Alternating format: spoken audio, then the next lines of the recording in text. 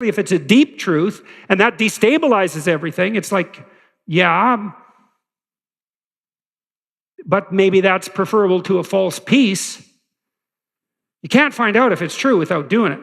You're not going to gather the evidence beforehand. So that's the truth side of it. Meaning, pursue what's meaningful instead of what's expedient. It's another hint, like the spirit of play, about the pathway. The yin and yang symbol, the famous symbol, it's two serpents, one black, one white, head to tail. Inside the black serpent, there's a white dot, and inside the white serpent, there's a black dot. And the representation is something like the world of your experience is made up of chaos and order. And order is where you are when things are going according to what you want. And chaos is everything that can come in and disrupt that. And both of those can be positive and negative. Too much order, tyranny, right? Too much chaos, nihilistic uncertainty. Optimized balance. So let's think about what the optimized balance would mean. You have a structure of perception and conception that you inhabit. It's orderly, reasonably orderly. Orderly enough so that when you inhabit it, most of the time things are going the way you want them to go. But things change and shift, and you don't know everything you should know. So you can't just stay where you are with a good thing. You have to expand. And as you expand, you move out of the domain of order into the domain of chaos, or out of the domain of actuality into the domain of possibility.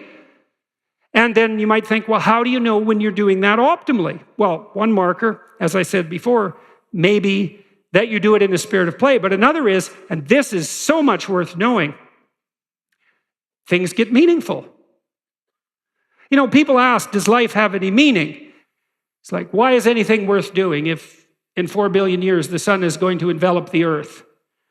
And the answer to that question is, that's a stupid question. And I can prove that in some sense. It's like, you're a mother and your baby's crying, and so you're going over there to do something about it. And someone comes along and says, why do you care if that baby's crying? In 4 billion years, the sun is going to envelop the earth. And what's the right response to that? It's something like, go away. Are you out of your mind?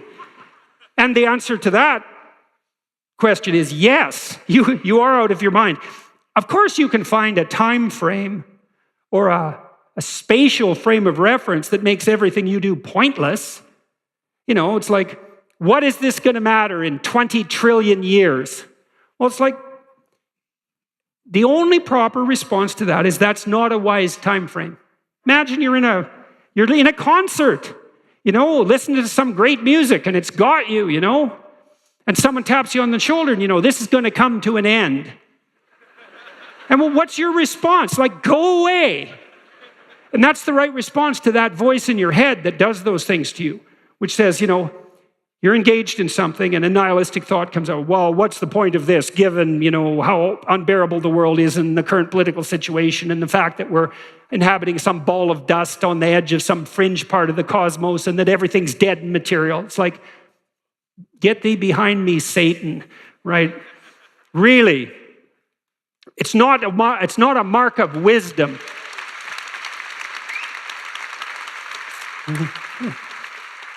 It's not a mark of wisdom to let nihilistic, demonic voices steal your joie de vivre. That is not a mark of wisdom. And you might object, well, at least it's not naive. It's like, yeah, cynicism